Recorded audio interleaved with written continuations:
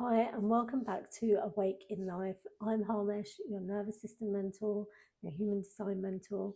Today, I want to talk about that really popular saying, fake it until you make it. I don't really have anything against this saying because I think sometimes we have to put on a bit of bravado and a bit of confidence to get through certain situations. But I do think that doing this on a constant basis or a prolonged basis only leads us towards imposter syndrome. What do I mean by this? Well, say for example, you're starting a new job.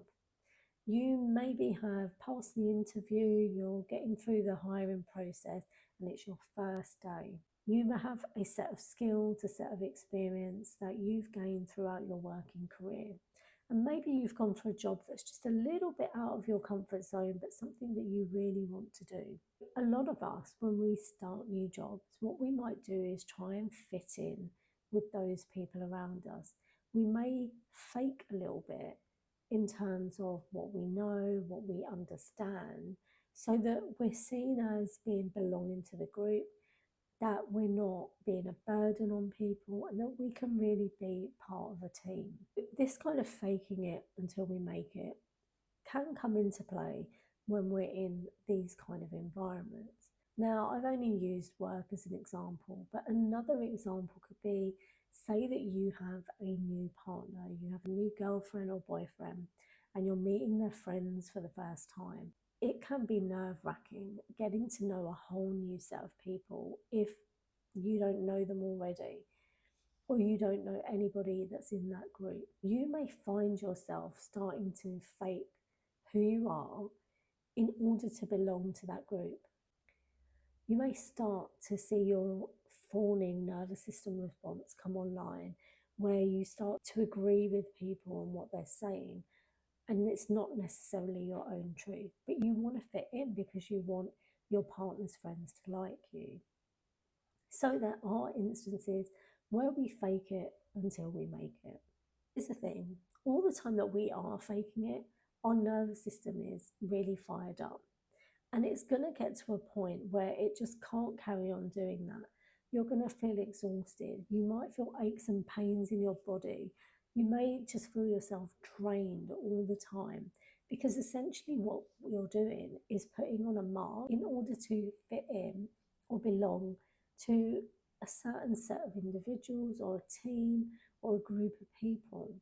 And that's understandable, and there's nothing wrong with that because we all do that to a certain extent. And it's human nature to want to belong when we're in different situations and environments. So, what are some of the ways that we might be faking it, or how is our nervous system showing up in these kind of scenarios? So, one is fawning. This is where we start to say things or act in ways that really appease other people so that we can fit in and belong. You might start agreeing to things that you don't normally agree with. And that's okay. It's really important to know your own truth and to speak up, say the things that you feel that you need to say when you need to say them. Two, flight. You may be in a situation where you're with a group of people who are having a conversation, and if you feel that your experience or the skills that you have are not aligned with what the conversation or the way that the conversation is going, you may feel yourself wanting to actually get away from the conversation so that whatever you say doesn't show up your lack of experience or skills. You may get yourself in that kind of flight mode and be wanting to leave as soon as possible. And the third way is freeze. This is where you may be thinking to yourself, I have nothing to offer this conversation or this group of people, and you may just freeze and not be able to say anything at all. It may also be that your opinion is not something that the team would normally take on board, and so you decide instead of to say it, you just freeze and you don't say it at all. Now, I don't want you to think that faking it until you make it is a bad thing to do. It's something we all do. It's human nature. We want to belong to the places that we go to, the people that we interact with.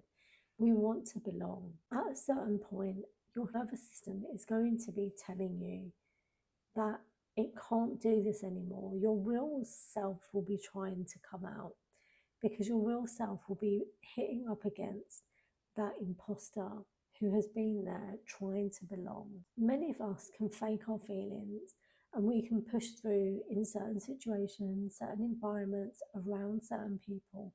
And sometimes that is necessary because we are not feeling safe in those particular environment situations or around those people. When we are able to really get down to our own truth, our own safety, and build that internal safety, we will have less need to start faking it until we make it and move into that imposter syndrome that so many of us feel that we're in. We really need to get to the truth of ourselves. And in order to do that, we have to heal our nervous system. We have to be aware of how we start to show up in these situations, environments, and around these people. We get to look at why we get so activated or why our nervous system is getting so activated when we're in these situations or environments or around those people. Once we know that and we can start working on unraveling what is going on behind the scenes, we can start to heal our nervous system and start to show up as ourselves.